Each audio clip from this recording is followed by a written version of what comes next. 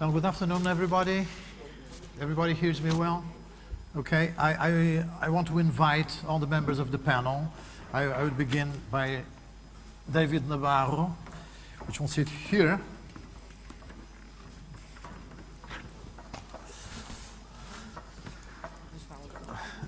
No. Please, please. No, Bert.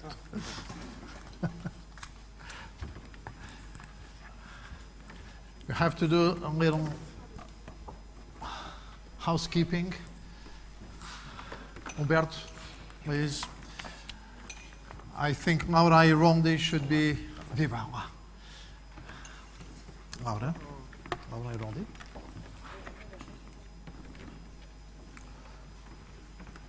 Oswald Sala. Laura, how are you?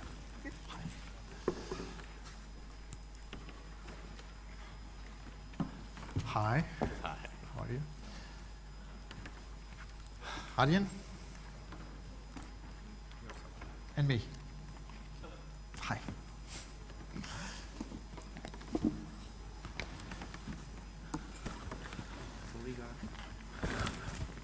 Okay, I'll use this one.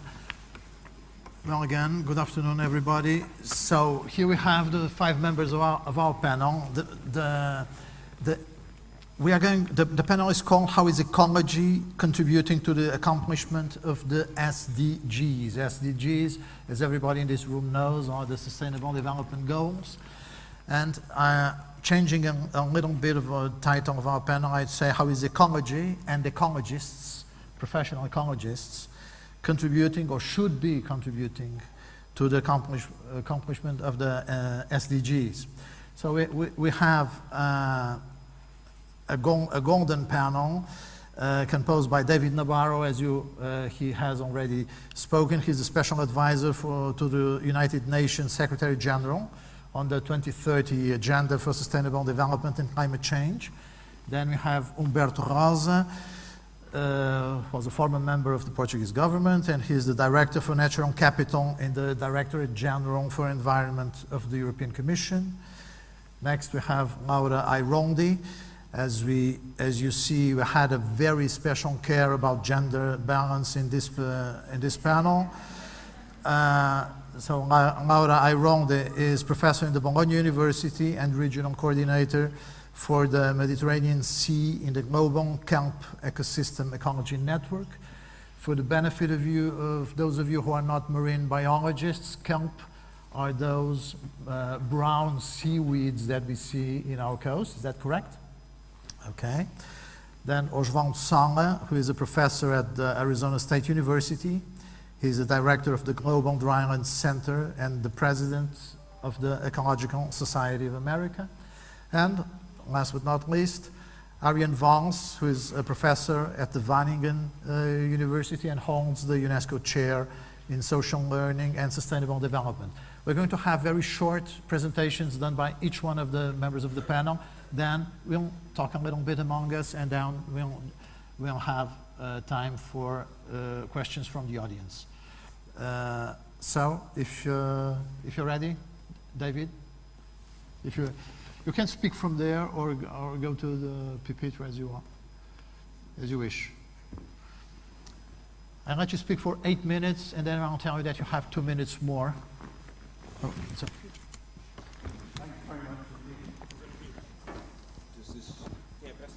Yeah, done. Good. I'd like to talk a little bit, just probably sitting down, about why I was invited to come here.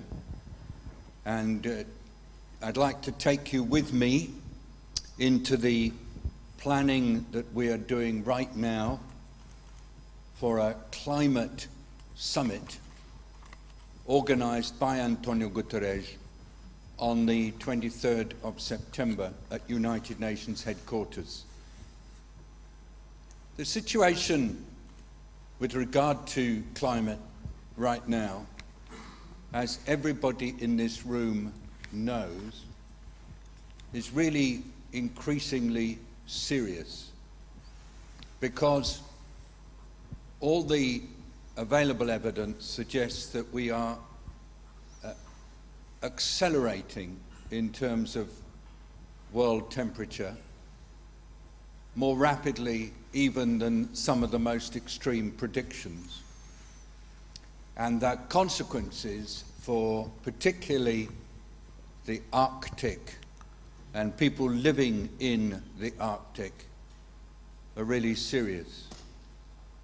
Just 2 months ago, I was hearing from leaders who work with Canadian communities north of the Arctic Circle that the melting of the cover in their communities is making movement very dangerous, as accidents involving mechanical sleds called skidoos are increasingly frequent, simply because the texture of the ice is changing with the melting that is going on.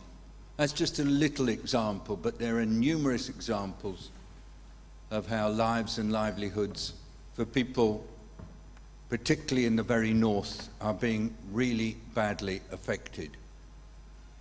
So the United Nations decided 2 years ago that it was time to convene a summit of world leaders to try to raise ambition on climate. The last summit was in 2014. And the idea is to lift the ambition on climate action so that the negotiations that take place each year in the climate meetings of parties can be reset to a much higher level of ambition. Otherwise, if you don't do that, the negotiations just continue along a path that is usually one of reducing to the lowest common denominator between different leaders. And so, in September, world leaders are invited to come to New York with plans on how they are going to intensify climate action. Some may decide not to come at all.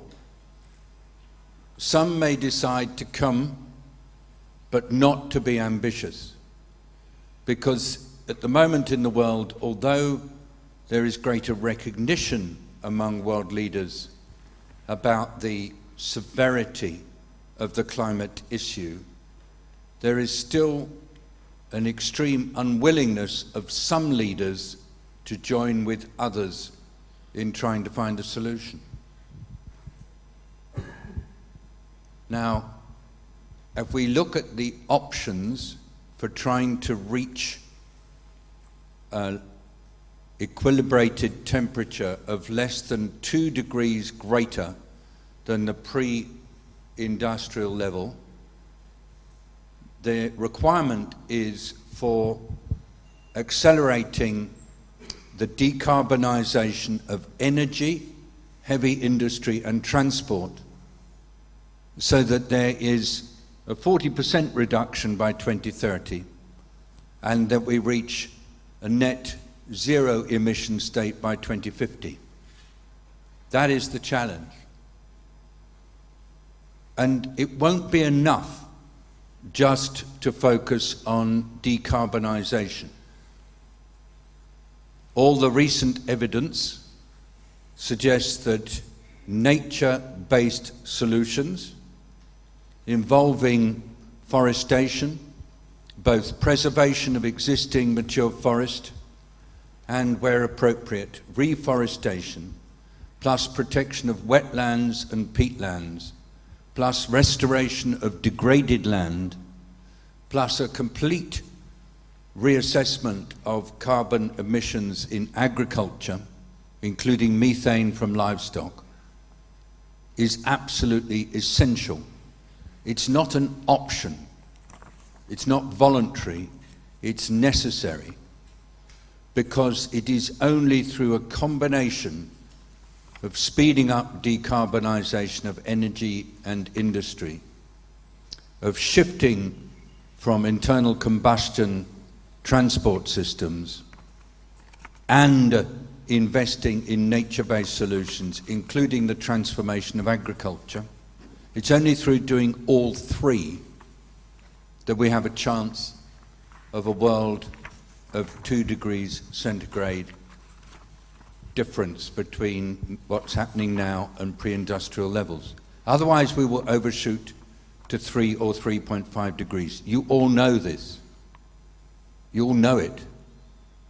But the problem is that all of us who are working on ecology and environment issues have not managed to convince even the climate community of the importance of nature-based solutions and the transformation of agriculture and food systems. So we've got an unbalanced response. And that's why in September we will be asking governments to commit to revaluing nature, to introducing nature-based solutions into their nationally determined contributions on climate, and to investing in systems of governance, finance, and popular mobilization that put nature closer to the center of future development. Already, there are more than 26 countries who've agreed to do this. By September, we hope there will be 50. Leading this work, you'll be pleased to hear, is China, within the context of ecological civilization and the Green Belt and Road Development Initiative. Also in the lead is New Zealand, and supporting China and New Zealand is a coalition of countries, including Norway, Costa Rica, Fiji, Portugal, I say it again, together with Djibouti, Monaco, Pakistan, Iceland, and the number is increasing every day. As I say, we have 26. So I hope that you, during the coming weeks and months, will be emissaries for the vital job we have to do to explain to everybody about the importance of investing in nature for climate action. And not just for climate, also to reverse the damage being done to biodiversity, the 6th extinction that we're in the middle of at the moment. Also to improve rural prosperity throughout the world, because it is through investing more in nature that people living in rural areas have a chance of a decent existence, and also for transforming the way in which we eat and produce food, because current food production systems are totally unsustainable and damaging. So that's why I'm here, and that's what I'm doing, and I'd love if you could all see yourselves being part of this campaign for revaluing nature and having nature properly at the center of climate action. Thank you.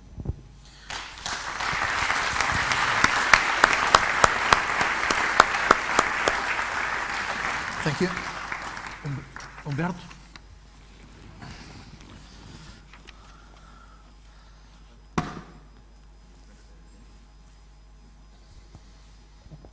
Okay. It works.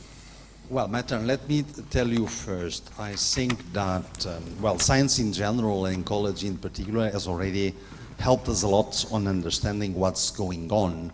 And one thing we can say is that the history of human development, yes, while we have had this expansion and amazing development from technology to society, it has brought us amazing achievements that I won't pass in review, but we do know from ecology that we can summarize that it also came at the expense of something. It came at the expense of atmosphere degradation, land degradation, and ocean degradation, which is grossly the same as saying at the expense of biosphere degradation.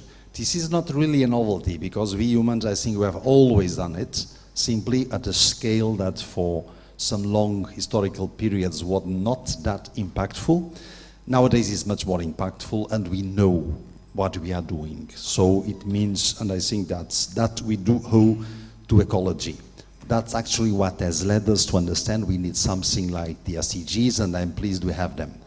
There's another thing I think we nowadays owe to ecologists and ecology in relation to the SDGs, which is this perception they're all very important, but they are not all alike, in the sense that some seem to have a hierarchy in relation to others. And I've grasped this from this lovely pictogram. I think it came from the Rockström Institute in Sweden, when actually we see there are only 2 SDGs that can be said to be the layer upon which the others come, which is SDG 14 and 15, grossly the biosphere. You can add 13 if you want for climate, but it's on the biosphere that can actually build a society upon which an economy can be built. And this is not reversible. So it's not true there are 3 pillars of sustainable development. There are 3 layers. We know what's the underlying one, that's the biosphere.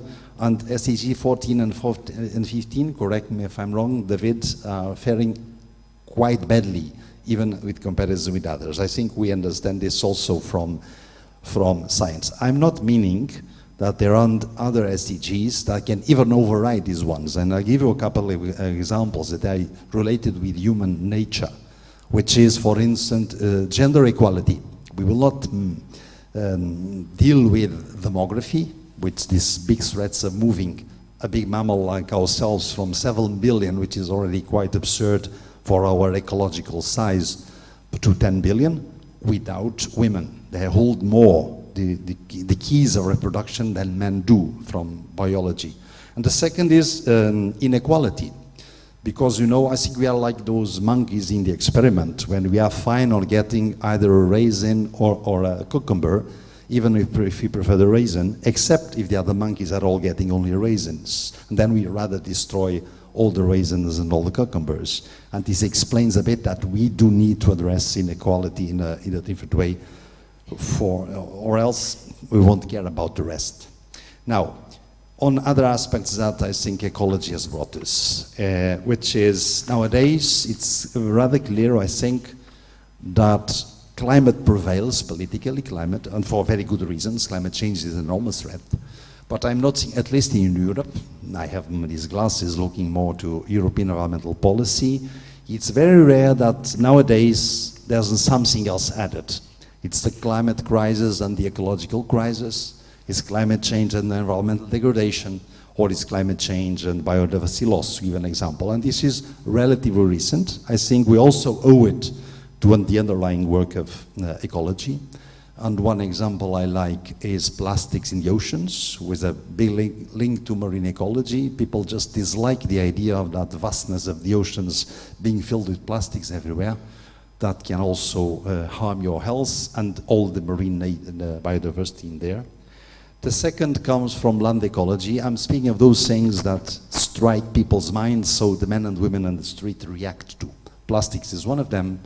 The second, although people don't like bugs very much, many people don't like, but people like even less this idea of insect decline everywhere, because we just produce food poisoning the environment around. So I think this land ecology dimension also struck very much people's minds. And the third element that struck people's mind was the IPBES report, the Intergovernmental Panel for Biodiversity and Ecosystem Services.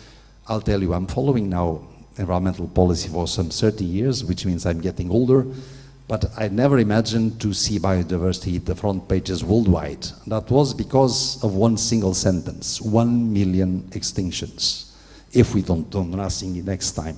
So people dislike extinctions, that's the third element. And nowadays, as I'm responsible for part of environmental policy in the EU, in the European Commission, I can tell you I've seen that in political documents that came out. The first one of which I was surprised was when the European Commission reflection paper on the SDGs, which is from January, came out. It states very clearly there's a climate crisis and there's an ecological crisis. It even says that our most serious sustainability deficit And our greatest challenge is the ecological debt, and then it goes into explaining why. It's a nice paper, I recommend it. The second is the European Council, so our heads of government, the prime ministers, they've come out with a strategic agenda for 2019-2014. It's full of climate and other things also, but then it also says in the end that we will lead efforts to fight the loss of biodiversity and preserve environmental systems, including the oceans, to give an example. Some time ago, you wouldn't see that. And finally, you may have followed, at least those of you that are Europeans, there was a new president of the European Commission appointed, which has issued some political guidelines. And those guidelines state that in the first 100 days in office, there will be a EU Green Deal, again, focusing pretty much on climate, but with a full chapter on preserving Europe's natural environment. Well, you find some very interesting sentences. I'll tell you three. One says, climate change, biodiversity, food security, deforestation, land degradation go together, pretty much aligned with what David said before. Second, it says we need to change the way we produce, consume and trade. This is the head of the European Commission saying, preserving and restoring our ecosystems needs to guide all of our work, and we will lead the world at the 2020 the Conference of the Parties of the Convention of Biological Diversity, just as we did at the 2015 Paris Climate COP. So maybe the main point I would like to do at this stage is pretty much aligned again with what David said, which is we need to align very clearly climate and biodiversity, or nature if you want, as the two fundamental issues to attain global environmental sustainability. First, they are indeed linked. You'll never tackle climate change if we keep losing nature. The IPBES report, the IPCC reports, and their joint work are showing it clearly. The IPBES report also has identified the drivers, direct drivers of loss, and has ranked them. The first one is land use change and ocean use change, after which is overexploitation, then climate change per se, then pollution, and then invasive alien species. So I think especially this land use change and ocean use change is the real link, often evaluated, that links biodiversity and climate change. Yes, nature-based solutions have an immense potential, ecosystem preservation and restoration. We will have a UN decade for restoration, at least for Portuguese ecologists. So if you want Iberian ecologists, I suggest you the best topic you have to attract public attention to how ecology, or the restoring ecosystems, delivers, which is forest fires. We don't have the right forest ecology. We don't have the right, where are the big herbivores, browsers and grazers of the past, or even the domestic? What are the predators that fuel the whole ecosystem for the sake of prevention of wildfire? So I think that's a good opportunity we have around. I think for the sake of time management, I will leave some comments on what we need for global biodiversity for later, if that's the case. Thank you.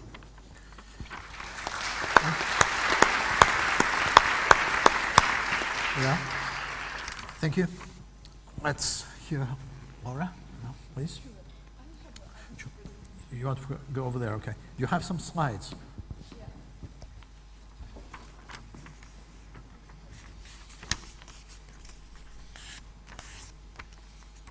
We won't be able to see them, I'm afraid. Yes. Selfie.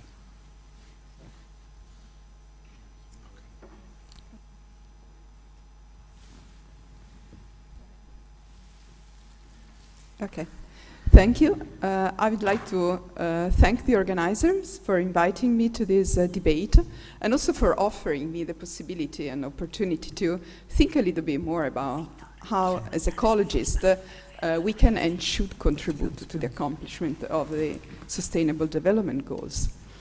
And I will honestly admit that when I was first invited, my thought initially was, well, that Sustainable Development Goals are a kind of slippery things.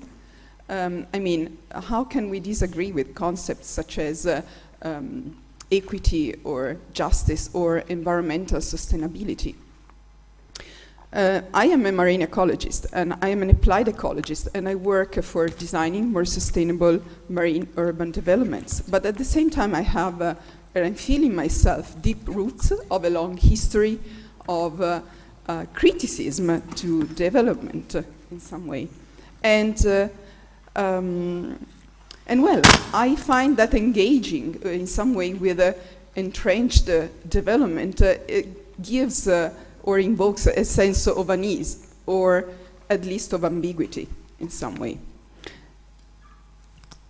And even more, I actually find that concepts such as development and sustainability are quite fluid and dynamic concepts that are uneven over space and over time. And well, they simply concepts such as the scale of the impacts and the priorities can be very, very different for different countries, different populations, or even different individuals. So it's very difficult to work with this kind of concepts. And in some way, I feel that probably being able to work and identify the trade-offs between different priorities and to find ways to reconcile this human development with environmental sustainability is probably the main accomplishment that ecology could give to the Sustainable Development Goals. And to be able to do this, I think ecologists need to contribute to clarify some issues at least. The scale of the problems, where they are, whom they impact, what are the causes, and then collaborate with other sciences to find solutions to remediate these issues and to identify and make a list of the priorities, because otherwise we will not be able to tackle all the issues and, that there are around. I'll make some example of what I'm meaning based on some of the issues in which I am involved with my work. As I said, I'm a marine ecologist, so the example will focus mostly on the marine environment. And in the past years, I have been lucky to be involved in a series of global projects that were aiming to quantify and bring to the attention what was the state of degradation of marine ecosystem. And together with colleagues, we estimated losses of marine ecosystem that go from 25% to 85% for ecosystems that include coral reefs, seagrasses, wetlands, oyster reefs, mangroves. And these losses not only mean a big impact for a variety of organisms, but they actually also mean a loss of the functions that these organisms support. And Robert Costanza and his collaborators have estimated a loss of ecosystem services up to over $10.5 trillion per year during the period 1997-2011, which is huge. The drivers of all these losses are multiple, but ultimately they can all be related directly or indirectly to an unsustainable development in coastal areas and nowadays more and more offshore. Coastal areas occupy only 15% of the Earth's surface, but they accommodate more than 50% of the global population. So we have basically run out of space and resources, and we are using and relying more and more on marine resources and marine spaces. And we just submitted a global estimate of what is the impact that all this sprawl, urban sprawl, is having on the environment. And we have estimated something like 2.2 million square kilometers that are already affected by sprawl. And you may wonder, how much is it? Well, that is twice as much the area, the global area of estuaries, okay? And it's much more than the area of all seagrasses or of salt marshes in the world. So it's a huge area.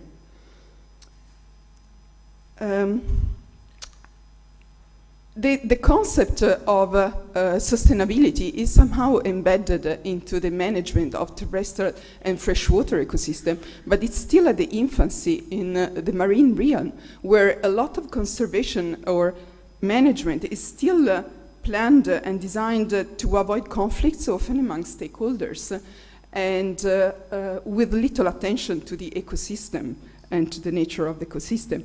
And well, as ecologists, I think we can do better, and I think we can contribute to design more sustainable urban development.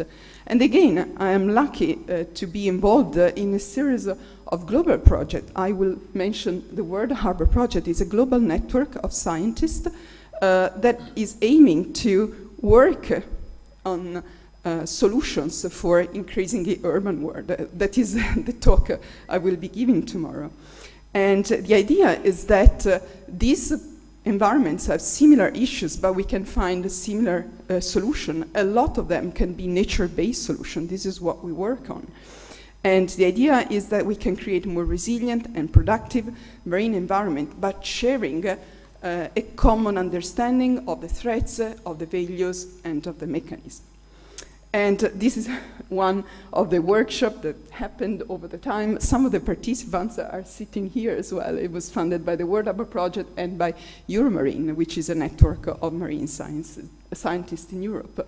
And it was interesting because there were participants from different countries, but also from different sectors and different disciplines. And I think that what we came out with and what ecologists could do somehow was first of all, we could create a project that testing solutions at a global scale to see whether this solution could be applied to more environment. We could work more to engineer ecological problems, so like really to find practical solution, nature-based solution. We were talking before about the importance of them. Incorporate socioeconomic research, because no solution will be feasible unless it's socially accepted and economically feasible or sustainable. We need to educate a generation of researchers and scientists that are able to understand these kind of approaches and are able to speak multiple languages, the languages of the sustainability. And also, and this will be probably the final message, that we need to share knowledge and foster cooperation among different sectors, institutions, cities, and countries. And I mean, sustainability is a very, very complex issue. Even just marine sustainability, let's not talk about global sustainability, okay? And as ecologists, we can contribute a lot, but it is fundamental that we collaborate with all other scientists. And I think we need to break all the barriers that sometimes separate from other disciplines. When we started this work at the very beginning, the first meeting, we were only ecologists, and after very short time, we realized that that was a mistake and that we couldn't do everything by ourselves. We needed to open to other disciplines and also to other sectors. It's like the marine industry is very, very cooperative, or governments or NGOs. And so, yes, this will be my final message. Really, as ecologists, we can contribute a lot, but we can contribute more if we collaborate with all the others.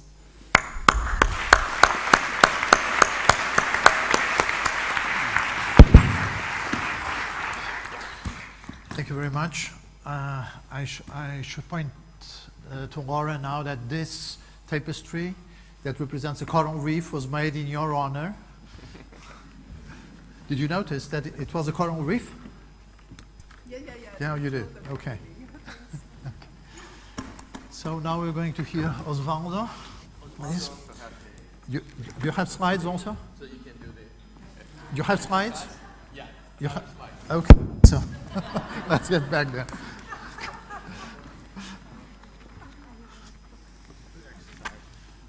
It's good.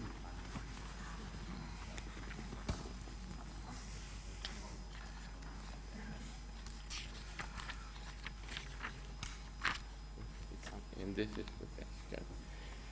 So thank you very much for the opportunity of being here among all of you today, learning about the projects, your projects, your ideas. And I think that we all know what the Sustainable Development Goals are. I think Today I'm among a group of 500 or so of us who are very proud of the Sustainable Development Goals. They represent a path for towards sustainability. It's a high point in the journey of humanity. However, when we look beyond our 500 here, we see that the world is, and most of the actions that our peers, humans, are making do not lead us towards this sustainable development path. And we've heard about climate change and land use degradation just in the previous few talks. So what I wanted to talk to you today is to do step backwards and try to see the problem not from the scope of us 500, but of a larger group of people, the humanity. And I would like to talk to you about these sustainable development goals, about trade-offs, about those SDGs, synergisms, and stakeholders. First of all, I think that it's important to recognize that even though we love and we feel very proud of all this, the Sustainable Development Goals, there are some of them that behave in a synergistic fashion. For example, gender equality and good health. I think somebody before I did sort of pointed it out that leading to gender equality inevitably is going to lead us into good health. The same thing between clean water and good health. We all are aware of all diseases are transmitted through water, so having clean water seems to be like a step towards good health. But those are the easy SDGs, those that behave synergistically and they go together. The more difficult ones are the trade-offs. And there are trade-offs between zero hunger and life below water. If we are going to achieve zero hunger, so probably we'll have to top our rivers. The appropriation of water is going to go through the roof. We'll have to increase irrigation. There's going to be less water for fish to swim. If we want to do zero hunger, we're going to have to increase our levels of fertilization probably. There's always room for some more efficient groups, but in general terms, these are unavoidable trade-offs. There's also trade-offs between responsible consumption and economic growth. And I recognize that the idea of trade-offs is probably the one that is most difficult for most of us to accept. We would love to be a synergistic world. So I brought these three slides. So it shows how food production has increased, and mostly as my second slide shows as a dramatic increase in nitrogen fertilization, and that nitrogen fertilization end up in these dead zones all over the world. This happened to be the Mississippi one, but they are all over the world. So we can be more efficient, but there are sort of inevitable trade-offs between what life below water and food production. And so the next point is that I wanted to explore just outside our group of ecologists, because we try to avoid this echo chamber where we all talk to each other and we think very similarly, because we represent a small group of people that aren't making most of the decisions. If not, the world wouldn't be going to go the way it's going, correct? So I would like to point out that the actions leading towards Sustainable Development Goals or away from Sustainable Development Goals have costs. And I want to open that cost box. There are costs in terms of resources, costs in terms of money, and costs in terms of SDG units. So even all of us who are here in this group, if we came here, probably are environmentalists, we care about the environment, but you may be very interested in ameliorating climate change, and you may be interested in preserving bird biodiversity. And at some point, those two objectives may not be compatible with it. So in order to achieve your SDG, you have to give up some of your SDG units. That's what I mean. It's not only money and resources, But in order to increase the number of people that you are feeding, you maybe have to give up some of the biodiversity below water or biodiversity above water. So that's why the costs are not resources and money and dollars, but it comes also in this that I call SDG units. And the benefits are obvious. That's what is reduce hunger, reduce poverty, ameliorate climate change. Those are the goals of, but there's a cost behind them. And then I would like to introduce these groups that are the stakeholders. Stakeholders are just groups of people that have a set of values. One of the problems that we have is that we tend to talk to people that have our same set of values. We tend to talk among each other, and we value things, the same things that we value nature, we value sustainability, but evidently the other people have different values. If not, the world wouldn't be going the way it's going. And some of these stakeholders receive the benefits of achieving a specific SDGs. And some groups pay the cost of that. And then they could be paying the cost in terms of money or resources or in their favorite SDGs. So if you care about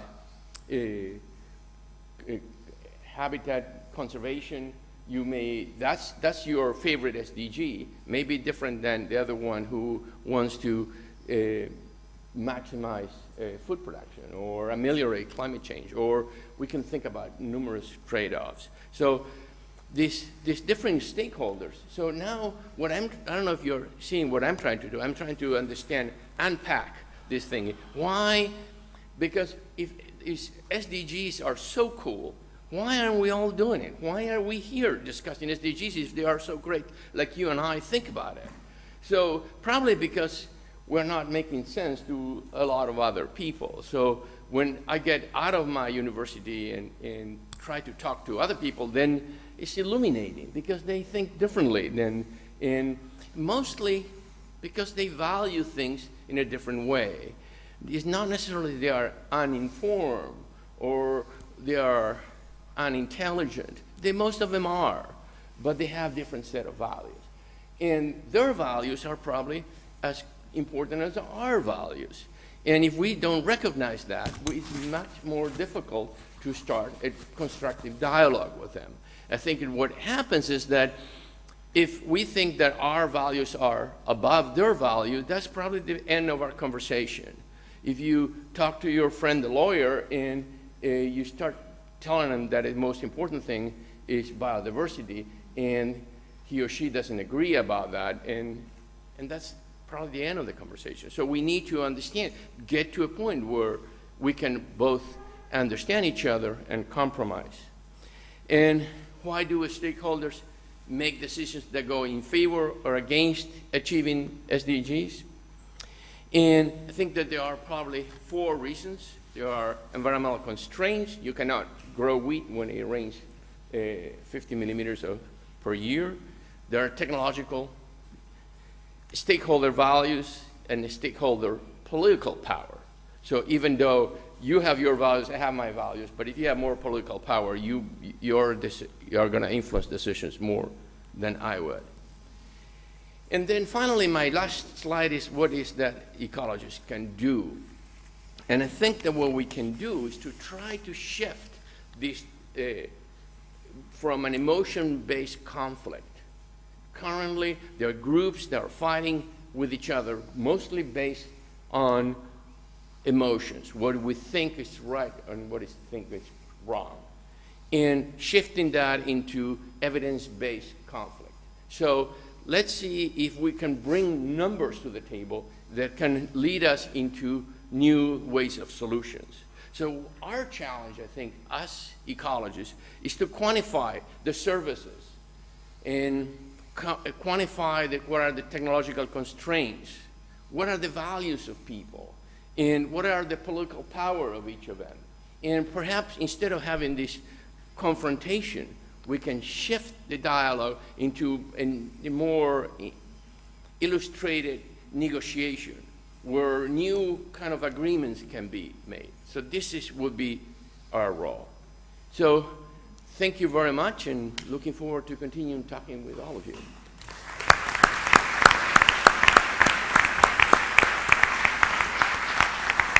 Thank you. Do you have any slides? No. No. Then let's go to the stage again.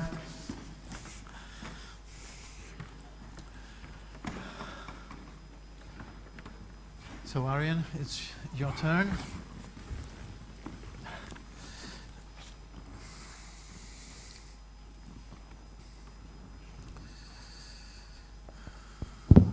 Yes. Well, thank you for also giving me the opportunity to maybe respond or reflect. I have a little bit of a dilemma because I'm speaking after the panel, so I want to be careful that I don't say too much, so that people will say, "Oh, I already know what he's going to say." No spoilers. So it should be a trailer that you want to see the speech, but I don't know how to do that really well. I already heard some lovely keynotes, so it's challenging. But my background is more an education background. So originally I studied environmental engineering at Wageningen University. But over time I came to realize that the problems that we are facing today are not between what I'd say the North and the South Pole, but they are between our ears. They're in the kind of mindsets that we have cultivated and in the values that we live by. And many of those values have been cultivated through what you might call dominant or hegemonic ways of thinking about what is cost benefit or what is trade-off and what do we need to value. What is our moral compass in what guides us in sustainable development? And even ecologists and ecology, without a moral compass that is one of care, of solidarity, of equity, of justice, of interspecies equity, intergenerational equity. If we don't have that moral compass, then also ecological science can accelerate unsustainability. So the idea is that we are a little bit disruptive, I think, here. So I also would argue that a lot of the language that we use is kind of cultivating this mindset that is one of individualism, expansion, growth, competition, where we think we can measure and quantify everything, but as we know, as Maslow said, I think already, not everything that we can count that counts can be measured, and not everything that we can measure counts. And I think we have to acknowledge that. So we also must acknowledge emotions, values, passion, concerns, and it's not just about knowledge creation, it's also developing understanding, meaning, and ultimately wisdom. And I think ecology is, I see it as the science of connections, of relations, of interdependencies, of understanding complexities. And ecologists, I think, have an important role in bridging and bonding and helping us break out of the silos that blind us from a more holistic way of approaching life on this planet. And that also means that we learn to what you might call decenter the human, where we acknowledge that other species have exceptional qualities as well, just like we humans do. So even the idea of nature-based solutions, you could say, is that not suggesting that we are not part of nature? And so I would need to also trouble that. And when we look at the SDGs, I think we need to really see them as an integrated framework, that it's not about which SDGs speak most to my issues. How does every SDG speak to my issue? Because there's always a connection. If you don't see the connection with gender, for instance, with your issue, then that is the problem, because there is a connection with gender, always. And this is true for poverty, equity as well. And we need to be critical also of the SDGs, also as ecologists. Like when we have eradicate poverty, people all agree. But if you would say eradicate extreme wealth, then you have a lot of people being upset, because that is actually challenging a fundamental principle of our dominant way of looking at what is economic and what is fair, and we need to trouble that logic. Or if we talk about decent work and economic growth, why economic growth?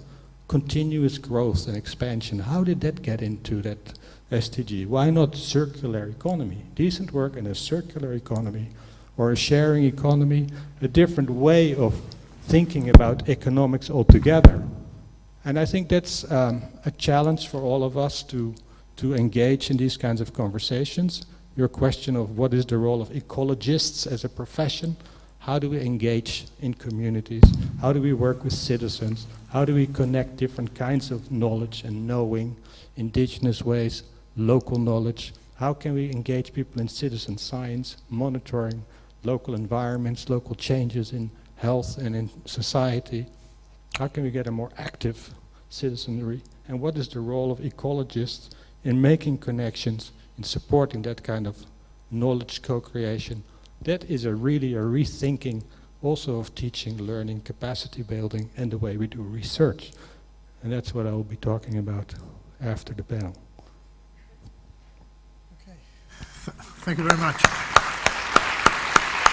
You should keep it. Keep it. Well, as I said, the name of this panel is How is Ecologists and Ecologists, I added, contributing to the accomplishment of the SDGs. There were specifically two of you, two members of the panel who addressed specifically this question. It was Laura and Osvaldo. And we have two members of the panel who work closely with politics and with policy designers. But taking the words of what Arjen just said, I would like to ask a general question. Are we happy with SDGs? Osvaldo said he was proud, and the 500 of you, I don't know who you are, but the 500 of you were happy with SDGs. Arjen made some critical comments that I think all of us consider sensible. Are we happy with SDGs? Just a nod. Are we? Yes, and are we happy with the way, with what we have achieved already with SDGs? Because very often, I'm not an ecologist, I'm not a scientist, I'm an outsider. I think that's why I was invited to moderate this. And very often, when I speak with ecologists, and I've been speaking with ecologists for many, many years, I think I find them too happy with what's written in a sheet of paper. And I think that happens with SDGs. Why are you so happy with SDGs? I don't see so many reasons to be happy with SDGs. Are you really happy with SDGs? Please. David, you're... Yeah, it's... Yes, okay. We have only one mic. So thank you very much just for tolerating me. I was actually looking up at the ceiling, looking around. I was trying to work out what the energy in the room is and too much. What different people here do in their lives. Let me tell you just a couple of things about me. I mean, I started out my life as a medical doctor working in the Middle East and within the Indian subcontinent, and I found all my patients, when they came to my hospital or health centers, weren't sick because of some terrible disease. They were sick because of the conditions under which they were living. And so I shifted from doing medicine into doing development, and then from doing development into working in politics and in large bureaucracies. And I started really my development work in 2000, around the time when the Millennium Development Goals were developed, the MDGs. Do people here know about the MDGs? Yes. A few? Well, just the important thing is the MDGs were decided on by the development community and are goals that were established for transforming the lives of poor people in our world. There were 8 of them.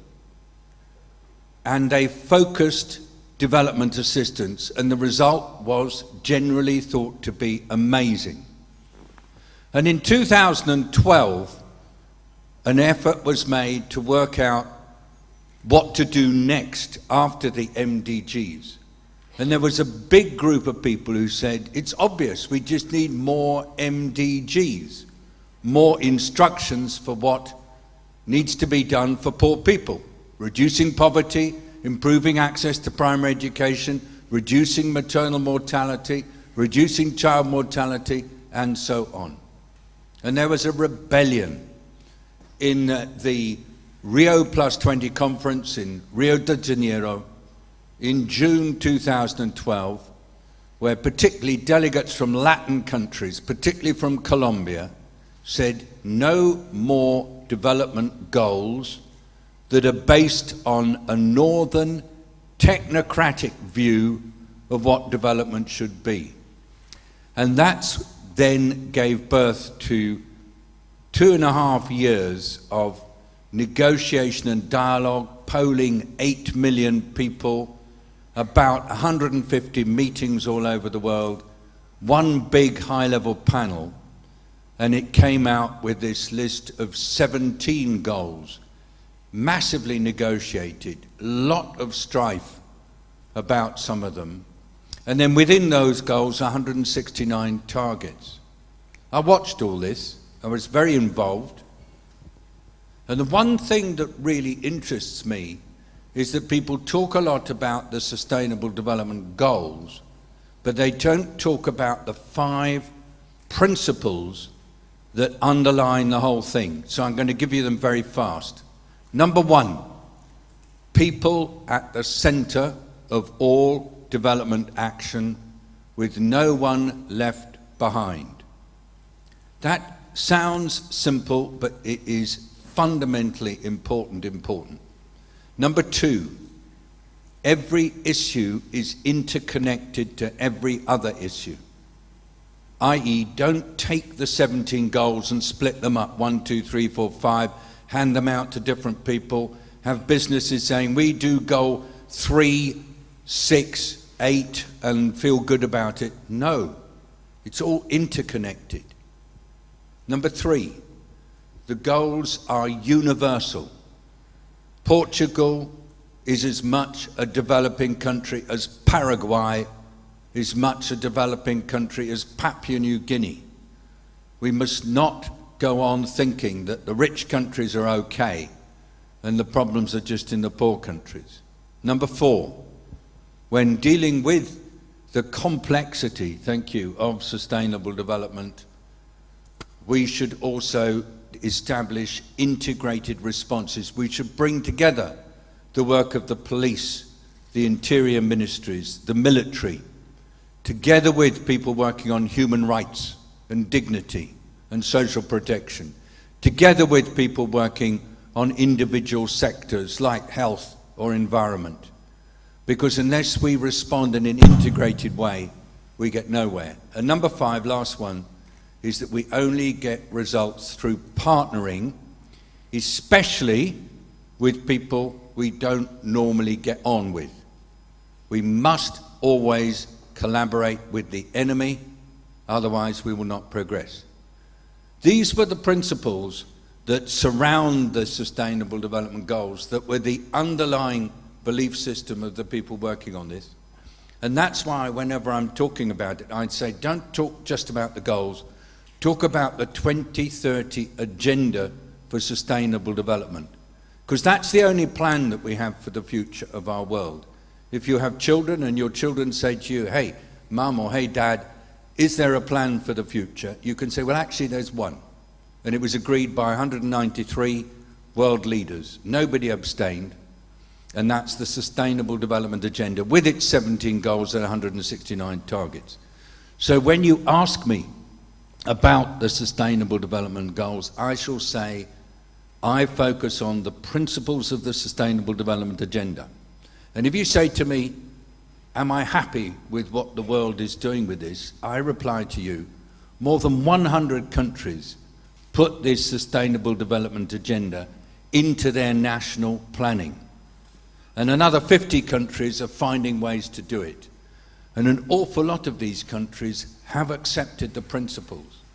So when we have our moments of despair about things being not quite right in the world, there is actually a lot of attention being paid to this people-centered, interconnected, universal agenda that calls for an integrated and partnering response. Thank you for a very emotional defense, and I'd like you to give the mic. I didn't speak for 8 minutes at the beginning.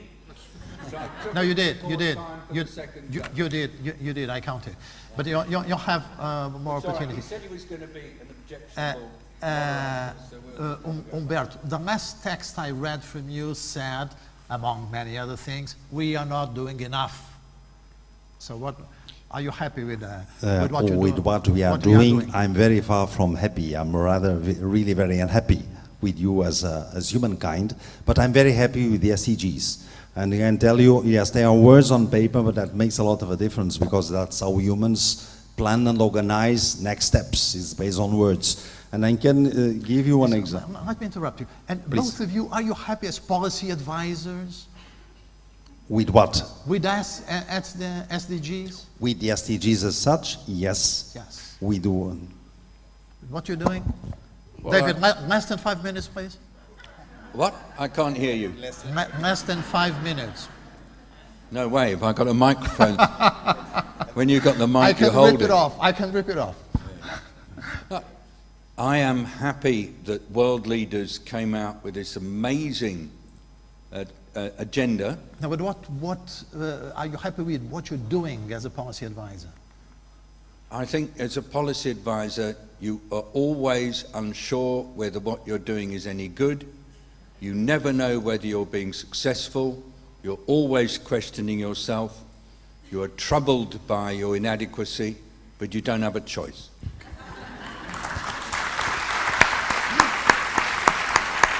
Okay. But let me want just to say on what you're saying. There's something that overall guides my mindset, which is there is no alternative. That was amply said for austerity around here. I'll tell you, there's no alternative to the Sustainable Development Goals. And I used to say to my environmentalist friends, don't worry because you will win in the end. And they will, with how much damage we don't know. Another way of expressing it, bad news for the environment are usually good news for the development of environmental policy.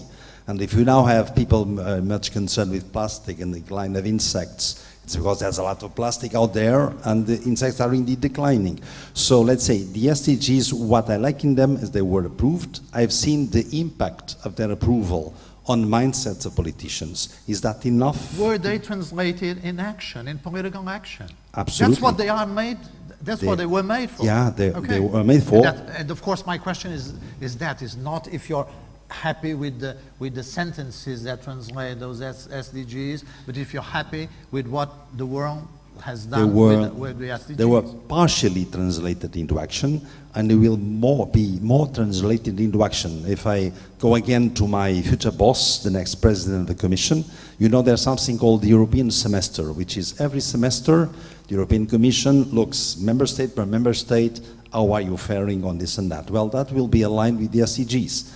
So far it was macroeconomic evidence, so gross noticeably. So it will go much beyond that. Is that enough? I don't think it is. I think we need some transformative change that goes much beyond what's being perceived as what needs to be done. Because everyone likes the SDGs because they find some nice keywords you actually like and you tend to forget the others. But they do bring up to an equal level some issues, including life on water and life on land, that they usually consider as not that important. They are very important. Okay. All right. And since you wrote down a little draft of what ecologists should do, are you happy with the role of ecologists concerning the implementation of the SDGs? I think I expressed already some unease with the concept during my talk. I think there are some points of strength, but also some weaknesses in the concept. I think the strength is that, for example, that I don't think conservation should be done far from where people live. I believe strongly that we have done lots of mistakes in this sense in the past. We have considered conservation of nature as something that is separated from man. And I think the Sustainable Development Goals put man as a component of the issue. And also they indicate how conservation of the environment is strictly connected with many social and economic and political issues. So I think this is a strength of the concept, the way it integrates concentration into a more holistic view of the issue.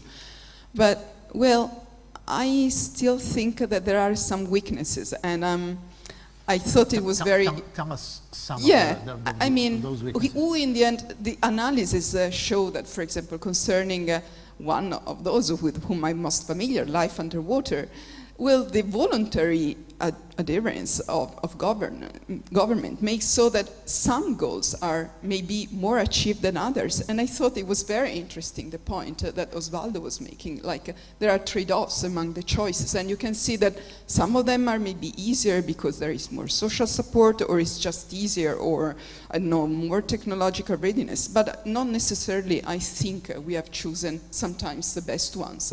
And maybe we are just forgetting some other more relevant issues. So who makes the final decisions? And when you say we, are you talking about ecologists or humankind?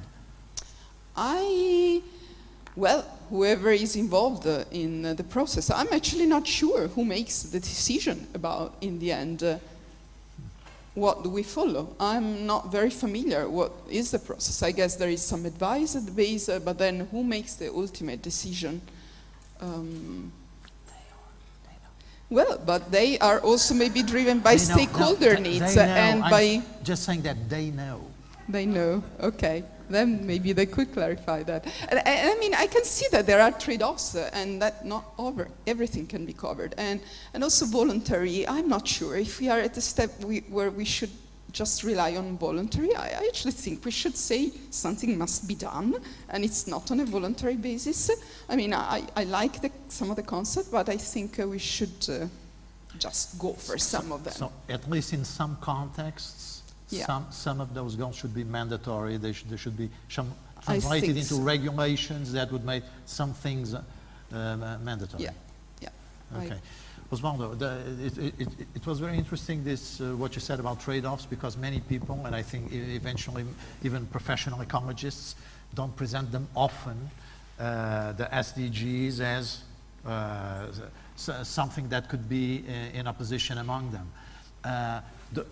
Do you think that's obvious for professional ecologists, for politicians, and for the public? And how important is it to make those trade-offs evident? Perhaps they're not made evident on purpose, because if you ask people to choose among two goods, it's much more difficult to get them to mobilize them for each one of them.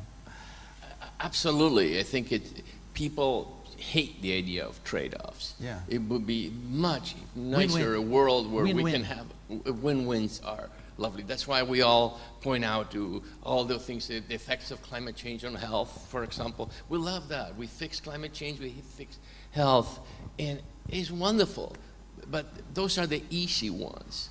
The difficult ones are where there are trade-offs. And recognizing that trade-offs do exist is at the key of understanding why people are doing different things than you and I want to do. Are ecologists doing that? It would be, I think ecologists just play a small part in the whole decision making. We don't want to be arrogant. We are here to change that. What? We're here to change that. No. We're here to admit our modest role. Our role is to do our contribution, suggest solutions. But it's like if you were in a Congress of medical doctors, and the doctors know how to cure diseases that are killing people. But there are people that are still dying of those diseases. So it's not the responsibility of the doctors that the children die of curable disease. It's a much broader problem that society has to face. Do I make sense? I'm trying to be humble in what is that is our job. Because if we think that we are responsible for the whole world, we are too arrogant. We are just making a small contribution. And the contribution should be with the science of ecology, not trying to convince our neighbor that our values are superior to their values. Because the moment we suggest that our values are better than theirs, that's the end of our conversation. Okay, well, let me follow on with another question. In one of the documents I read about EEF, about the Federation, defines ecologists as, quote, providers of expertise and solutions, unquote. And I think that's the way the professional community likes to see themselves. Isn't there a problem here that you have a scientific approach? So you produce knowledge about the world, about nature, about society, about the implications of all this, and you provide solutions. But many or all of these problems are not scientific problems per se. They are social problems that have to be addressed by entrepreneurs, communities, and governments, and other kinds of political actors. So, but very often what I see is a very prudent language from the part of ecologists saying, no, we can provide some view, we can provide some evidence, but we cannot tell you what you should do. Don't you think that ecologists, professional ecologists and professional ecology bodies should have a more assertive language when they address politicians and when they address the communities? Laura wants to answer that, but you too, please. Right. And we have to end with Ariane. I think that when ecologists propose a clear and feasible solution, they are taken up.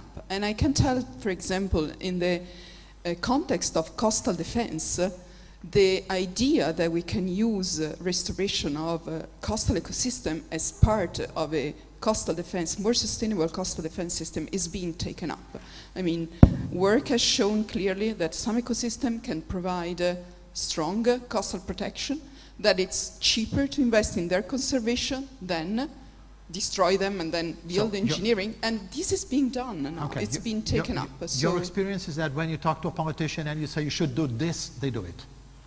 No, the idea is that if you strongly show that something will work and you collaborate with the right people, that might be, for example, strong NGOs or stronger companies, and they take up the message and they understand it, they might be the ones who then bring the message strongly, and sometimes it's also luck. Okay. I was going to invite you to come here and work for the Portuguese government, but okay, Ariane. No, Osvaldo, do you want to What I think is that we ecologists need to be careful because we provide information, but there's always two stakeholders who win or lose. So let me give you some sort of a simple example. And you present all the solutions like having an enormous margin of error. There is a lot of scientific doubt. No, there's no error. Our solutions are perfect, but there are costs and benefits, and therefore who pays the cost and benefit is society has to decide. Quick example. Rice growers in the state of California passed a law that is going to be carbon neutral by 2050.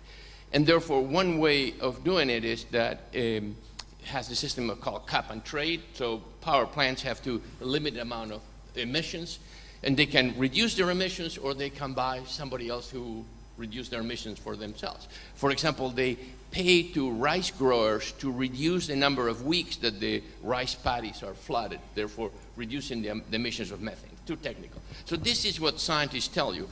Per week that you reduce the rice flooding, this is the reduction in methane emissions. And therefore, the rice grower gets paid, that's a beneficiary, and the power utility is paying. So somebody's paying, somebody's receiving the money. How much is paid and how much is receiving is a decision, it's a political decision that the political government has to make. And so our role is to say how many megatons of methane are produced per week of extra flooding. But we cannot be on the side of the growers or on the side of the power plant, because the utility says if we have to pay the grower, we have to increase the value, the cost of electricity for you. So that's a decision that is above our level. Okay, Ariane? I'm happy with SDGs, wrong with no, I want to pick up again on your point, because I think it's an important one. I think my first point would be that we need to distinguish between different kinds of problems. We have relatively simple ones, we have complicated ones, and we have wicked ones. And the wicked... Simple, complicated, and wicked. Yes. Okay. And the wicked ones, they require multiple interest groups or stakeholders or actors. They require different levels. They require different disciplinary vantage points. They do require local and indigenous and experiential and all kinds of knowledge. They require kind of a collective community-based process that is participatory, co-creative, and we are continuously looking for maybe not the perfect solution, but the best solution given what we know today, fully recognizing that what we know tomorrow might be different and the world is continuously changing. So there's no precedents, there are no blueprints, and it is an iterative, emergent process. So, and I'm talking more like a sociologist, I suppose. The more simple ones, they have, I mean, ecologists have contributed greatly to solving many problems. I mean, when I was a student at Wageningen University in the early 80s, 1982, we could not swim in the local Rhine River. Today we can. Okay. There's a lot of talk about acid rain back then. We're not talking much about that anymore. The hole in the ozone layer, we know it's a complicated problem, but we know what the CFCs are the cause, and we have done a lot about that. So there have been improvements. But if we look at massive extinction and global, the climate change and the dramatic weather events that we have today, they are symptoms of a much larger systemic dysfunctional system that needs to be fundamentally changed. And that requires a Do we have technical solutions for that? Technical solutions can be very helpful. They can certainly be helpful in prolonging the time that we have to have a more radical solution.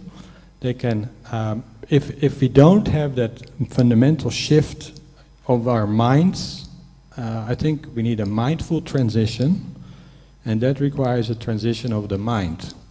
And that has to do with deep learning, and it has to do with values and ethics. If we don't do that, then the technical solutions are nothing more than rearranging the furniture on the Titanic.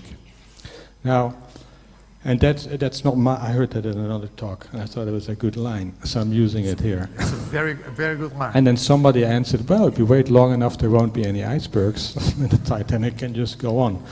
Which I had to think about that one.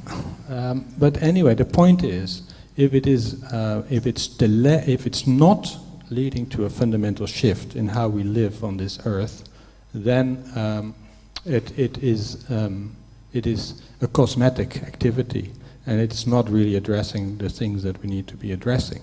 So, and this is always a dilemma. Do we optimize the system that we have, including external costs, and trying to figure out a way to improve our current way of thinking about what is economic, or what is logic, or what is what counts as being important? Is that what it can be measured, or about focusing on efficiency, which is also something we do, continuous development and running and growth and keeping up and adapting to change, which is a certain lifestyle that we advance because it's good for the conventional economy? Or do we pause, hold, reflect, think on finding more relational ways of being in the world that are more equitable, more caring, more driven not so much by economic interests, but by planetary well-being interests? And that's a different... That's also the responsibility of ecologists, isn't it? Absolutely, I think they could be leading in that transition. Okay.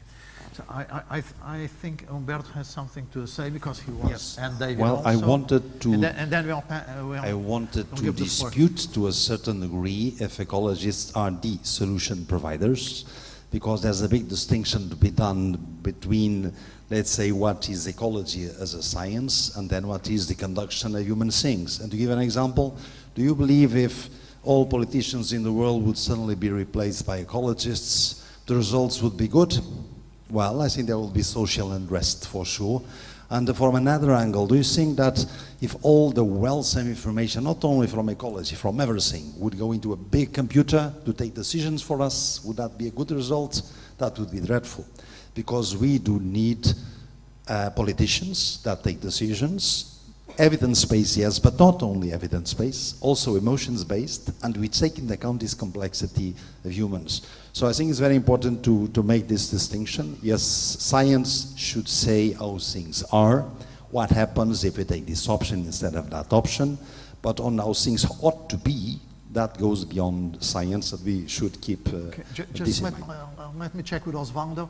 Not only evidence-based, but also emotion-based. Do you agree? It's the opposite of what you said in your slide. Do you agree? I think our contribution as ecologists is to provide the evidence to move from emotion to evidence-based negotiation. The problem is that people vote and take decisions according to their emotions, not only according to evidence.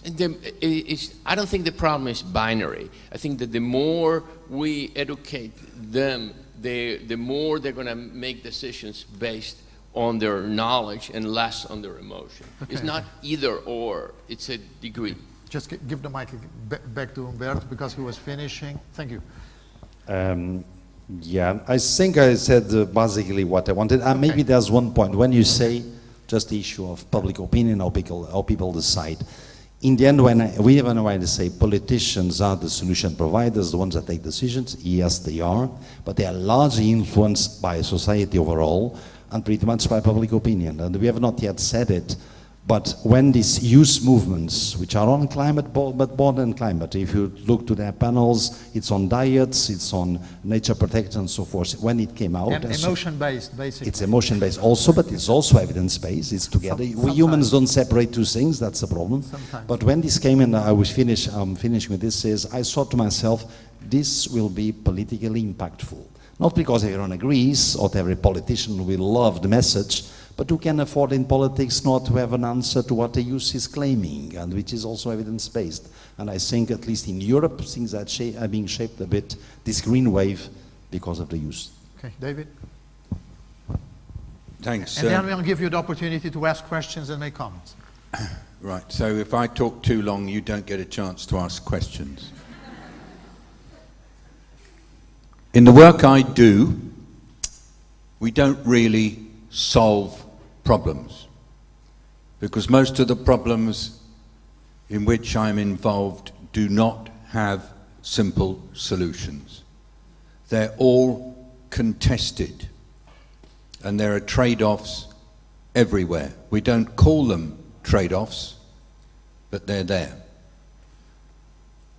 And so, in my case, I've shifted from talking about problems and solutions to talking about systems and the behavior of systems.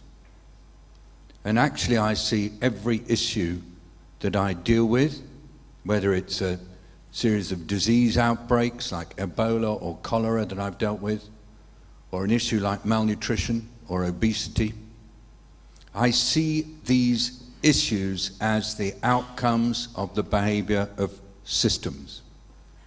And actors within these systems are phenomenally important, because decisions are always made taking account of the interests of actors, but in the case of politics, it's the actors with the greatest power.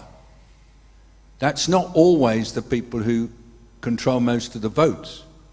It may be the people who've got a lot of money, or the people who've got a lot of nasty information about you. There are lots of ways in which power is used in political situations. But if you see the issues you are dealing with as systems issues rather than as linear cause and effect issues, it's much easier to understand what's going on. I was going to ask Professor Sala whether or not he agreed with that, but I didn't get a chance to, so he'll now tell me. And I think, just last point, ecologists or pediatricians like me, or specialists in, for example, agronomy, all of us with specialist expertise are really only useful if we can explain all that we have in our beautiful specialized brains to people who know nothing about what we're talking about. And that's why everybody, get out of your Facebook groups, get out of your echo chambers, don't come to too many more congresses of ecologists, because what really matters is whether you're able to spread the word to non-ecologists, and particularly to people who look away when you tell them what your career is at a party or something like that. They're the ones who you need to talk to the most. Because unless they understand, what you do has virtually no consequence. That's my view. Okay, so become stalkers, everybody.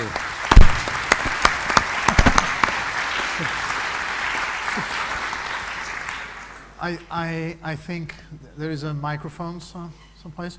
We're going to use a novel method to identify people who want to ask questions, is to raise your arm, okay? We have one there, one there, one there. We won't have time for 100 questions, but be as brief and direct as possible.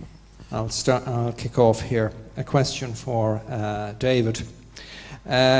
You said, all around me, recent years, I sort of notice that people, when I say what I do, people will say, oh wow, yeah, so important, ecology, the extinction crisis, biodiversity loss, which people have read in the newspapers and stuff.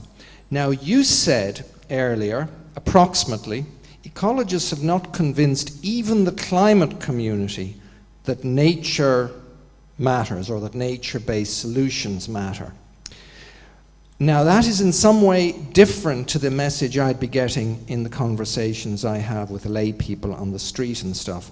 So I guess that you have in your mind some specific, maybe something specific, and some example of how ecologists have failed in a sort of an active way to convince people. Okay, we got it.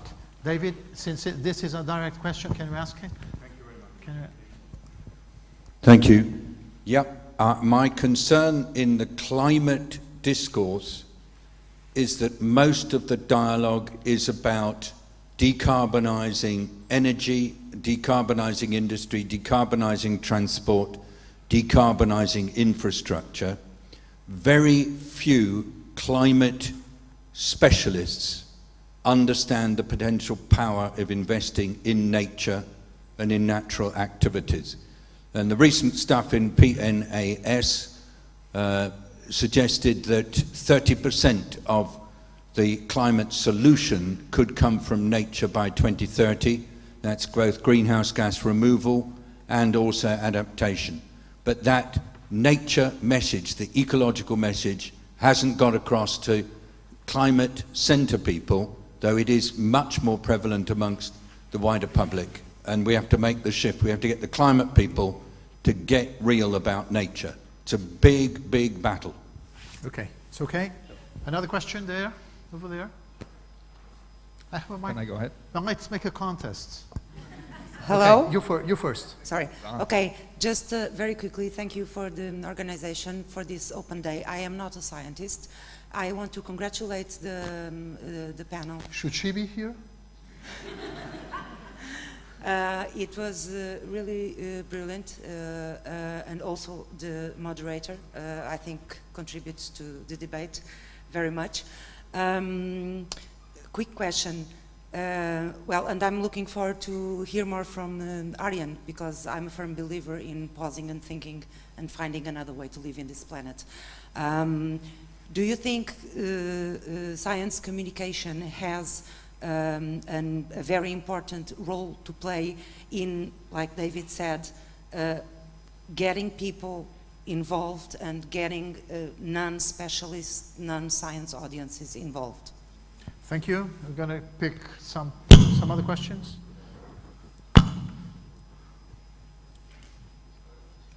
Nope.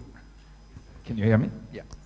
I'm just wondering, you arrived in a very circuitous route to the question of what are the limits of the contribution of ecology to the accomplishment of Sustainable Development Goals? And I'm wondering if we would have gotten to that, to the conversation at the very tail end. I think Professor Sala dealt with some of the questions. If we would have started with that question, and whether we really have to have a conversation with not saying, you know, We started with that question. what are the limits Okay. of the contribution of ecology? And then we would have gotten very quickly, but I also think that this is a good introduction to what I hope will be Arjan's presentation, because really it's about bridging how we get the extra mile from where the ecologists bring us to where the policy has to bring us. Okay. Do you have a question or just a comment? Comment. Okay, thank you. Comments are allowed here, please. Some more arms there. Okay, here. And then there.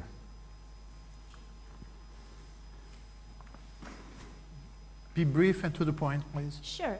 So we've talked a lot about bridging political spaces and sharing knowledge outside of the ecology communities today. Where do you think we should be focusing on sharing knowledge to? Is it more to political powers for change or more to public communities for change? And that's very much something I'd like an insight on. Thank you. Another question there.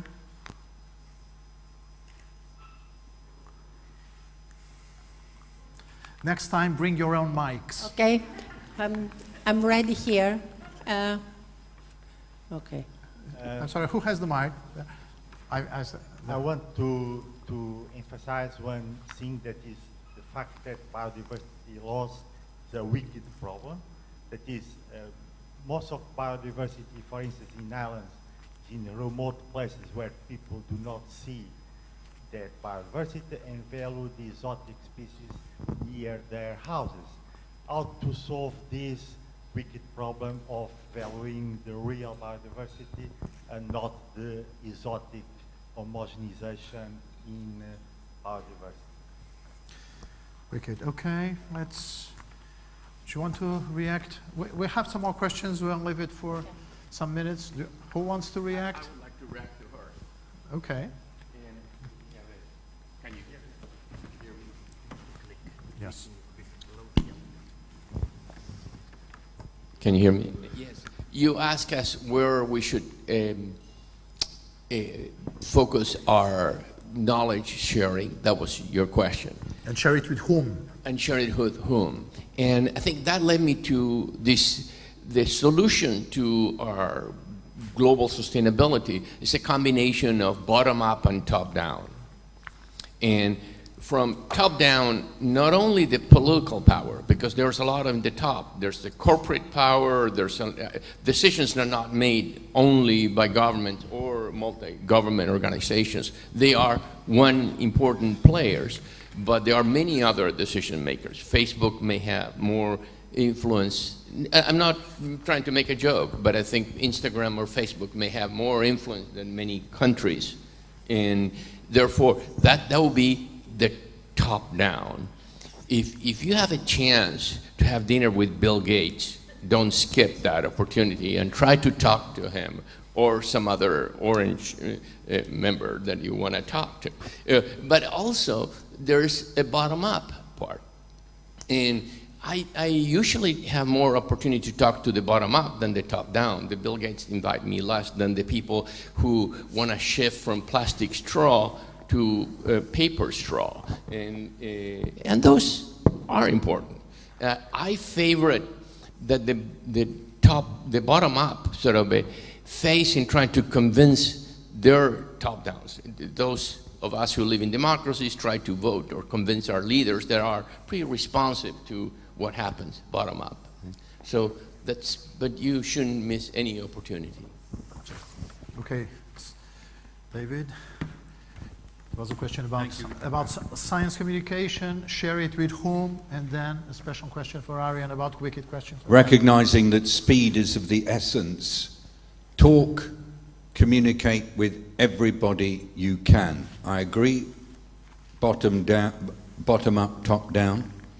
Do talk to businesses. They are listening more than ever to their customers, to their shareholders, to their friends and to their critics. Make sure that every week you've talked to at least 2, perhaps 3 teachers who are teaching kids in school. Not just to tell them what you think, but to hear from them what the kids are telling them. Try to get a contract with at least one media outlet to do a good TV show or radio show once a month. Become a very sought-after pundit. You can have enormous power. Learn to be the best communicator in the world. Try to show very few PowerPoints. Of course, they were wonderful, the ones here. PowerPoints lull people in to a false sense of perception that communication is about transmitting facts, when communication is fundamentally about sharing emotions. And lastly, never say, I shall try to be brief, if you're not going to be brief. You note that when I can get the microphone, I hold it as long as I can.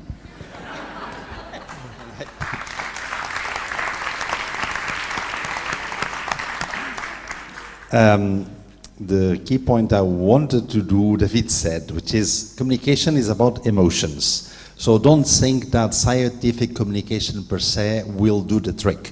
And I would advise you, if you haven't seen, have you seen walruses falling from cliffs because of climate change? If you haven't, that's in David Attenborough narrated Our Planet. And that's because they accumulate so much because of lack of ice that they just fall and die. That kind of emotion from the doomsday side makes a lot of a difference. But don't base your communication only on doomsaying, because if we are lost, I'll just grab a beer and go with my friends, have fun while I can. That's how people function. So people need to believe there are solutions, and there are. Now, the best way to provide solutions, I'm afraid, is not scientist to the layperson, is among peers. So if they found a farmer that uses agroecology with a lot of success, he should be the one communicated to the other farmers. Let me end with one quote. I was once in an event, we were discussing environmental policy, including with high-level UN officials, one of which said, we must learn to communicate like Mr. Trump, with tweets. And I was very surprised, and I think he's right, not from saying exactly the same approach as Mr. Trump does, but we must be able to really simplify and trigger the emotion in the simplification. Laura, thank you. Laura, do you want to? Well, I think it's been covered a lot. I personally find it very interesting to communicate to companies, but also a lot to, for example, engineers. I found that they are prone to listen, and in the end, it will not probably be ecologists who will find the application of the solution in some way, while it will be to other competences. And they understand. It's been a very, very interesting process. And now I see that some of them have taken up really some ecological basis. So there was a question before whether more ecologists in politics would change. I'm not sure, but I think that more politicians trained to understand more languages, including ecology and what ecology means. So people who is able to speak more languages would help a lot. And well, that's what I think. Okay, Arjen? Wicked questions, wicked problems? About the loss of the biodiversity in faraway places. I think critical in communication and education and capacity building is that we are getting better at making the invisible visible, and that we make the common less common, the ordinary less ordinary. To make this a bit more practical, if we need to understand that the way we live our lives here in Lisbon or in Wageningen, where I live, that is intricately connected to biodiversity loss far away. We've developed an activity a few years ago. It's called the Urban Rainforest Trail, where we look at the local environment, our own homes and our medicine cabinet. We look at the building and construction store. We look at the local grocery store. And children, high school children, they do an analysis of where is the rainforest in this building. And they find all kinds of products that have a connection to the rainforest. And this is how they learn, in a way, that everything is connected and that the way we live has a huge impact on the rainforest far away. That you can combine with imagery of what's happening there, and even technology, VR technology. We don't have to go to the rainforest, but we can have 360-degree VR technology that takes us through the rainforest in very powerful ways, showing the destruction that is going on. We need to connect it with the possibility to change. If it's only awareness about how bad things are and that we are more or less doomed, then it will lead to apathy and powerlessness. So we need to connect it with real possibilities to move away from palm oil that is grown in an unsustainable way, that we can look at more localized food systems, that we can actually become more self-supporting in our building materials and have forestation also in places locally that can be more sustainable or less dependent on import, but also considering things like our smartphones and the mining that is connected to the smartphones that takes place in many areas around the globe where a lot of that biodiversity is disappearing because of the mining. And then we need to also think about the livelihoods of the people there. How is that affecting livelihoods there, and how can we also make sure that they have quality lives? So it's not just about us here doing better, but also thinking about people far away and how they can live better lives. So that's how you turn wicked problems into a lot of simple problems. I think if it does also lead to an ethic of care and a connection with nature and a connection with seeing ourselves as part of nature and connecting with other species, and if that comes with that eventually, then I think we also slowly might evolve to what I would call a more relational ontology rather than an ontology of control, management and manipulation. So what you call wicked problems are really moral problems, that it? That's a big part of it. It's been mentioned already by other panelists. They're political, they're also normative, they're also emotional. And science has something to do with it, but there are limits. And there's another question, what are the limits of ecology? Ecology has its limits, but I think our ambitions should be unlimited. Okay. Next and last round of questions. And now everybody wants to ask questions, of course. I'm sorry. Please, would you be? Great coordinator, and we came up with some dichotomies related to how we were and how we want or is better for us to be. So we had the issue of emotion versus evidence that we discussed a little. The issue of measurable versus the non-measurable, that means we want more objectivity rather than subjectivity and more quantity rather than quality. However, evidence-based, okay, loss of biodiversity, what's there, the evidence-based? I mean, what part of biodiversity is the real functional that we need in order to survive? It's more emotional, to my opinion, rather than functional, even this.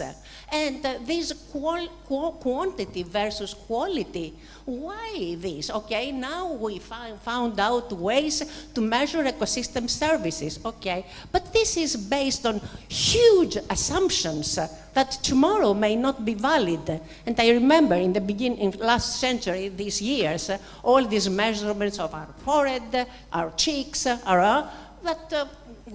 which is nothing. So what I wanted to say by that is, okay, let's not forget the quantities, but don't think that quantities and evidence will save us. We are humans, we need emotions, we need quality. Thank you. Thank you very much. Next, here. Then we had someone there, I remember. Okay. Yes, there. Yeah. To the point, please, we don't have much time. There's no doubt that ecology has changed our societies, and you've talked about Mdgs, SDGs, and nevertheless, I think people have a sense that the system is accelerating greatly. Do you think we are on a winning path, but on a losing agenda? In other words, are we losing the battle of time? Thank you. Here? Yes.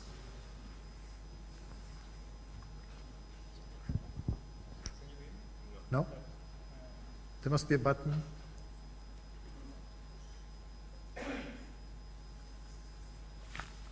Test. Okay. I would like to ask about research policy. I see the current research policy and career based on high impact factors publication and a lot of competitions, while we need actually, based on your intervention, more interdisciplinary research. Now, don't grants for interdisciplinary research, which needs not only interdisciplinary people, but disciplinary people collaborating among them. So my question is it true? I mean, can we resolve more if the grants could go in large projects, more interdisciplinary than just disciplinary like as we do it now? Thank you. Last question there. Okay, thank you. When you were asked if you were happy, you answered one of the reasons that you were particularly happy with it. It was because everyone seemed to agree on it. More than 100 and something world leaders agreed on them. They signed the document. But at the same time, someone said here, and I think we can all agree on it, that the problems we face today, they are caused by a larger system, economical, political, social system that needs to be fundamentally changed. And maybe because I'm a pessimist, but I believe that that fundamental change is not going to please everyone, especially those that hold power at this moment. And I think that change is going to be disruptive, and that makes me wonder, so are the SDGs really contributing to that fundamental change? Are they tackling the issues that are going to lead to that fundamental change? So this is my question. Thank you. So we finished the questions, and now it's the time of the panel. Osvaldo has the mic. It means it has the last question was, who is going to win the SDGs or the Koch brothers? I think. That was your question, wasn't it? I also... There were lots of questions. You addressed the one. So there are many issues. Biodiversity, the emotional thing. Do we need polar bears? I'll translate. Do we need polar bears, or we just like polar bears? Are we losing the agenda? The need of transdisciplinary research and SDGs and the effective powers. Home basket. I can try to answer that communication. Yeah. Okay. Because after Umberto talked about the value of emotions in communication, yeah, I couldn't stop thinking about that. That was a very impactful statement. But at the same time, if we are based on emotions, we're an equal base with climate change deniers, because as we have the birds falling from, they can come up with as appealing videos as we do.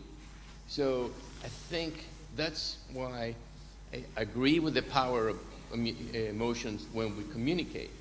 But I think when we talk about our message is based on evidence, then we are holding in a much higher ground than it's just emotions. Because the Koch brothers can finance as good a video as we can and portray that climate change is not true. Yes. So, and that's your my answer. But you agree that some people don't accept facts. They won't accept facts that go against their beliefs. Correct. Okay. You are absolutely yes, correct. There's something as dissociative, cognitive dissociation. So some people won't accept the facts, even if they presented with the facts. So that's the point I think Umberto was doing. Here we have it. I think we have to recognize there's also a lot of cultivated doubt, which makes people question facts. And that cultivated doubt, there's a whole industry behind doubt. And I think that's also part of science communication. But you scientists, you fuel a lot of that doubt. I think doubt, there's healthy doubt and there's unhealthy doubt. Unhealthy doubt is doubt created to maintain a certain way of living that is not serving people or planet. Okay. Healthy doubt is leading to questions, curiosity, concern, where we accept that we cannot be sure about things, and there's an inevitable amount of uncertainty. And scientists need to also communicate that there is always some doubt, and that it doesn't have to be negative or bad. And this is also true for policymakers. So we have to accept there is always an element of doubt and uncertainty, and we need to learn to live with that rather than to try to tame and manage it and control it. Okay. Laura, do you want to address the question about transdisciplinary research? Is it possible to do? Well, that I think is easy. I think the European Union is making a lot actually to have, all the projects I have are transdisciplinary, so I think this is an easy question. In many organizations you still have specialized committees, so and very often there is some project that is not well understood by any of the specialized committees. I must be falling in very multidisciplinary ones. Okay. I mean, but I wanted to answer the other question of the lady there. Okay. And I think the problem is that the question is wrongly posed. It's not whether we can afford to lose the polar bear. Yes, probably the polar bear will disappear and the world will not collapse. But I think the question is the wrong one. Is actually, is it more convenient that we preserve the polar bear because the polar bear will help us being better? And that's the concept of nature-based solution. I mean, we can destroy habitats and rely on engineering solution, but everything shows that if we were not destroying our system and we were relying on them, it would be more convenient. We would have the technical solution and we will have multiple benefits. And I think that to do that, we need to quantify those benefits. And here, quantity is important. And it's quantity ecologically, it's quantity socially. We need to see that people understand about that and that we have a social outcome. And it's also economy. I mean, they have to be economically viable. And in many cases, they are. So I would pose the question in a different way. And yes, I think we need to rely on nature, really. Okay. Well, the polar bear was my invention, not... Well, I just invented the polar bear. Are we losing the... Okay, first on emotions and facts. Of course, you can also bring emotions with a discourse or a video based on pure lies. But that usually fires back. It just takes some time until firing back. You see the hard time climate skepticals getting nowadays in politics, that's because they're based on wrong facts. So I think one thing we should keep in mind, people don't change their worldviews from facts. You can load science on someone which has a certain worldview, that won't change. But with a mix of emotions and facts, you can slowly move some towards approaching. And even with different worldviews, they have often a lot in common to cooperate without changing the worldviews. Now, one question was on biodiversity. What will make us move? Is it emotions or is it functional or measurement? It's both. I'll tell you, I have been in more than one summit of the Convention on Biological Diversity. The first ones I was as a government. Okay, I've seen it with that lenses. And then I've been there as commission. European Commission. When I was in the Commission, I was listening to many countries saying just how great things were in their country in terms of biodiversity. That in the end we could conclude the problem was on Mars. And how was that possible? Because the targets set in CBD are not measurable, most of them. So those that are measurable, like how much protected areas have you designated? We have progress.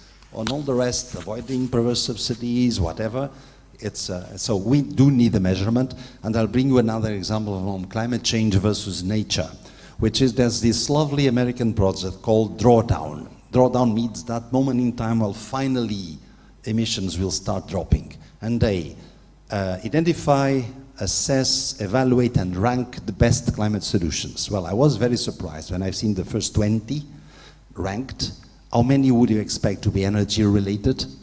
I found 5, and I found 12 land use related. So when you're really good for the measurement, this evidence of how much land use can give us shows up. are we in a winning path or a losing agenda? Well, both, in the sense that the world is moving in a way. There's something needed, and there's no alternative, so we will actually move towards sustainability. Will we lose still a lot? Yes, we will still lose a lot, because we are 7 billion and likely we'll get to 10 billion, and there's an impact on the planet. But you still have a good half of the natural world that does pay off to preserve. Even if there's no beach without some plastic somewhere, that doesn't mean they are all bad beaches for us to preserve. And finally, will the SDGs please everyone? Well, they please everyone when you read them on paper, because you identify with this lovely economic growth or with this lovely nature protection. Of course, when we really get to action, not everyone will be pleased, of course, but I do prefer, instead of having some fool losers, actually to move them towards delivering. For instance, the pesticide industry is having an internal debate. Are we pesticide sellers or crop protection services in general that can even use some nature-based solutions? I prefer they move in this direction. Thank you. Now I'm going to do something very, very dangerous, the most dangerous move of this session. I'm going to give the mic to David for the last intervention of the panel. Jose Victor, thank you very much indeed. I'm ready for you to pull it away. I'll do it. Why did I come here? I was invited, but why did I come? I came because, for me, ecology is the ultimate beautiful discipline, because it studies the relationship between organisms and their environments. And now I'm going to go on, because humans are organisms, and very occasionally, when we talk about nature-based solutions, we talk about nature as though it's somehow separate from the human animal. And I'm really keen that we recognize that ecology is the study of all organisms in their environment, and nature is the descriptor of the state of all living systems in their environments. And so for me, ecologists are the ultimate systems actors who look at organisms in their context, who look at the communities they make, who look at their cooperation and their competition, and who understand that there's an awful lot we don't know about how organisms behave. And it's that willingness to accept that there is much that we don't know and will never know in our lifetimes that really matters. And I'm going to... No, you don't do that. I was going to applaud. There's the second thing to say, because last point. If you believe in living systems like me, you believe that stuff evolves through emergence. New states emerge, often unpredictably. But also, stuff evolves through collapses. There are going to be collapses in living systems at all times. There are going to be really positive emergencies. But what we have to do is to be comfortable with the constant disruption that exists in the relation between living systems and their environments, and to actually build on the energy that comes from these disruptive forces, because there always is, and help that energy to lead stuff to be better. So I'm just encouraging you, when you get those glum moments of thinking, it's all terrible, remember there are nuggets of energy in every emergence, in every collapse, that we can all work with. That's it. Thank you. Thank you. Well, I want to thank to the panel. I think this is the last round of applause, but I want to thank to the panel and of course to the audience for a very, very interesting discussion. Thank you. And now I give the floor to Ariane Vance, who is going to make his plenary lecture.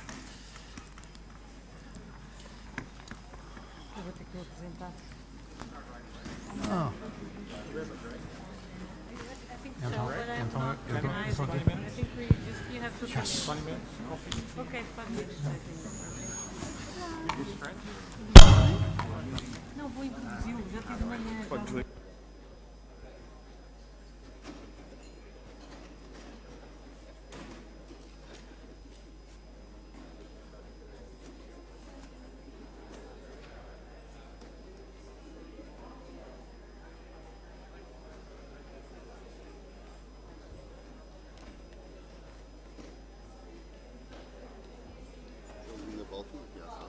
Ainda vai haver mais uma apresentação.